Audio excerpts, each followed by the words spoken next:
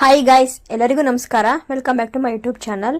Friends, ಇವತ್ತಿನ ಈ ವಿಡಿಯೋದಲ್ಲಿ ಬೇಸಿಗೆಯಲ್ಲಿ ರೈತರಿಗೆ ನೀರಿನ ಕೊರತೆಯನ್ನು ನಿವಾರಿಸಲು ನಮ್ಮ ಸರ್ಕಾರ ಸಬ್ಸಿಡಿಯಲ್ಲಿ ಸ್ಪ್ರಿಂಕ್ಲರ್ ಸೆಟ್ ನೀಡುವುದಕ್ಕೆ, ಅಂದರೆ ತುಂತುರು ನೀರಾವರಿ ಸೌಲಭ್ಯವನ್ನು ಸಬ್ಸಿಡಿಯಲ್ಲಿ ನೀಡ್ತಾ ಇದೆ.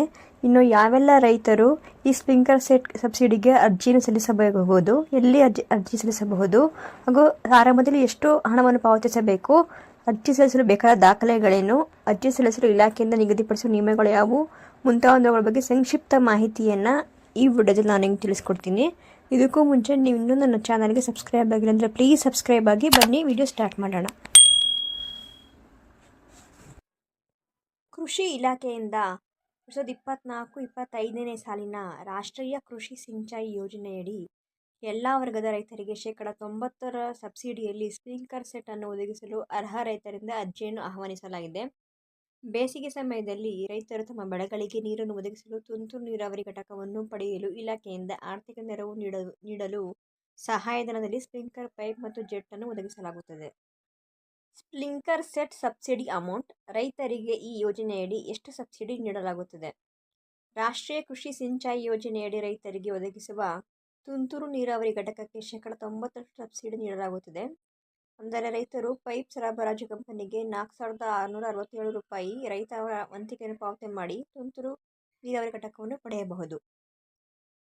Sprinkler pipes details. ಈ ಯೋಜನೆಯಡಿ ಎಷ್ಟು ಪೈಪ್ ಮತ್ತು ಸ್ಪ್ರಿಂಕ್ಲರ್ ಒದಗಿಸಲಾಗುತ್ತದೆ?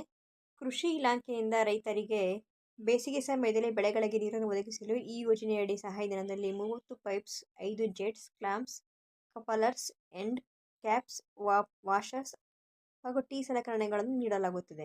ಇದಕ್ಕೆ ಅರ್ಜಿ ಸಲ್ಲಿಸಲು ಬೇಕಾದ ದಾಖಲೆಗಳು ನೋಡೋದಾದರೆ, ಅರ್ಜಿದಾರ ರೈತರ ಜಮೀನಿನ ಪಹಣಿ, ಆಧಾರ್ ಕಾರ್ಡ್ ಪ್ರತಿ. How to apply for sprinkler set ಯೋಜನಾ. ಅರ್ಜಿಯನ್ನು ಸಲ್ಲಿಸುವ ವಿಧಾನ. ಆಸಕ್ತ ಅರ್ಹ ಅರ್ಜಿದಾರ ರೈತರು ಮೇಲೆ ತಿಳಿಸಿರುವ ಅಗತ್ಯ ದಾಖಲಾತಿಗಳನ್ನು ಸಿದ್ಧಪಡಿಸಿಕೊಂಡು ನಿಮ್ಮ ಹೋಬಳಿಯ ರೈತ ಸಂಪರ್ಕ ಕೇಂದ್ರವನ್ನು ಕಚೇರಿ ಸಮಯದಲ್ಲಿ ಭೇಟಿ ಮಾಡಿ ಅರ್ಜಿಯನ್ನು ಸಲ್ಲಿಸಬೇಕು.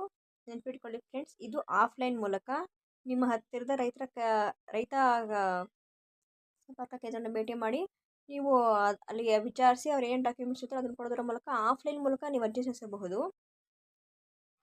Who can apply for sprinkler set scheme. ಯಾರೆಲ್ಲ ಅರ್ಜಿ ಸಲ್ಲಿಸಲು ಅರ್ಹರು ಅಂತ ನೋಡೋದಾದರೆ, ಅರ್ಜಿದಾರರು ಕರ್ನಾಟಕದ ಕಾಯಂ ನಿವಾಸಿಗಳಾಗಿರಬೇಕು. ಅರ್ಜಿದಾರರು ತಮ್ಮ ಹೆಸರಿನಲ್ಲಿ ಕೃಷಿ ಜಮೀನನ್ನು ಹೊಂದಿರಬೇಕು. ಕಳೆದ 7 ವರ್ಷಗಳಲ್ಲಿ ಕೃಷಿ ಇಲಾಖೆಯಿಂದ ಈ ಯೋಜನೆಯಡಿ ಸ್ಪ್ರಿಂಕ್ಲರ್ ಸೆಟ್ ಅನ್ನು ಪಡೆದಿರಬಹುದು. ಅಂದರೆ ಈ ಹಿಂದೆ ಯಾರು ಈ ಯೋಜನೆಗೆ ಅಪ್ಲೈ ಮಾಡಿ ಅದರ ಪ್ರಯೋಜನ ಪಡೆದಿರಬಾರ್ದು. ಅಂಥವ್ರು ಮಾತ್ರ ಹೊಸದಾಗಿ ಅಪ್ಲೈ ಮಾಡಿ ಈ ಯೋಜನೆ ಲಾಭ ಪಡೆದುಕೊಳ್ಳಬಹುದು. 4ನೇದಾಗಿ ಸಣ್ಣ ಮತ್ತು ಅತಿ ಸಣ್ಣ ರೈತರು ಅರ್ಜಿ ಸಲ್ಲಿಸಲು ಅವಕಾಶವಿರುತ್ತದೆ. ಎಲ್ಲ ವರ್ಗದ ರೈತರಿಗೂ ಶೇಕಡ 90ರ ಸಬ್ಸಿಡಿ. ನೆನಪಿಟ್ಕೊಳ್ಳಿ ಪಾಯಿಂಟ್ನ. ರಾಷ್ಟ್ರೀಯ ಕೃಷಿ ಸಿಂಚಾಯಿ ಯೋಜನೆಯಡಿ ಪರಿಶಿಷ್ಟ ಜಾತಿ ಹಾಗೂ ಪರಿಶಿಷ್ಟ ಪಂಗಡ ಹಾಗೂ ಇತರೆ ಎಲ್ಲ ವರ್ಗದ ರೈತರಿಗೂ ಸಹ ಸರಿಸಮಾನವಾಗಿ ಶೇಕಡ 90ರಷ್ಟು ಸಬ್ಸಿಡಿಯಲ್ಲಿ ತುಂತುರು ನೀರಾವರಿ ಘಟಕವನ್ನು ನೀಡಲಾಗುತ್ತಿದೆ. ಕ್ಯಾಟಗರಿ ವೈಸ್ ಏನಿಲ್ಲ ಇದು. ಸೊ ಎಲ್ಲ ವರ್ಗದ ರೈತರು ಇದಕ್ಕೆ ಅಪ್ಲೈ ಮಾಡಬಹುದಾಗಿದೆ.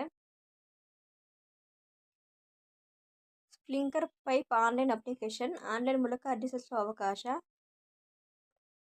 ಇದು ಬಂದು ಆನ್ಲೈನ್ ಮೂಲಕ ಈ ಹಿಂದೆ ಹೇಳ್ದಂಗೆ ಸಮೀಪದ ಹೋಬಳಿಯ ರೈತ ಸಂಪರ್ಕ ಕೇಂದ್ರವನ್ನು ನೀವು ಭೇಟಿ ಮಾಡಿ ಅಲ್ಲೂ ಸಹ ಅರ್ಜಿ ಸಲ್ಲಿಸಬಹುದು. ಅದು ಆಫ್ಲೈನ್. ಇದು ಬಂದು ಆನ್ಲೈನು. ಇನ್ನು ಆನ್ಲೈನ್ ಅರ್ಜಿ ಸಲ್ಲಿಸೋದು ಹೇಗೆ ನೋಡೋದಾದರೆ, ರೈತರು ತಾವೇ ಸ್ವಂತ ಅಗತ್ಯ ದಾಖಲಾತಿಗಳನ್ನು ಸಲ್ಲಿಸಿ ಆನ್ಲೈನ್ ಮೂಲಕ ಅರ್ಜಿ ಸಲ್ಲಿಸಲು ಅವಕಾಶವಿದ್ದು, ಈ ಯೋಜನೆಗೆ ಅರ್ಜಿ ಸಲ್ಲಿಸಲು ಬೇಕಾದ ಲಿಂಕನ್ನು ನಾನು ಡಿಸ್ಕ್ರಿಪ್ಷನ್ ಬಾಕ್ಸಲ್ಲಿ ಹಾಕಿರ್ತೀನಿ, ದಯವಿಟ್ಟು ಚೆಕ್ ಮಾಡ್ಕೊಳ್ಳಿ.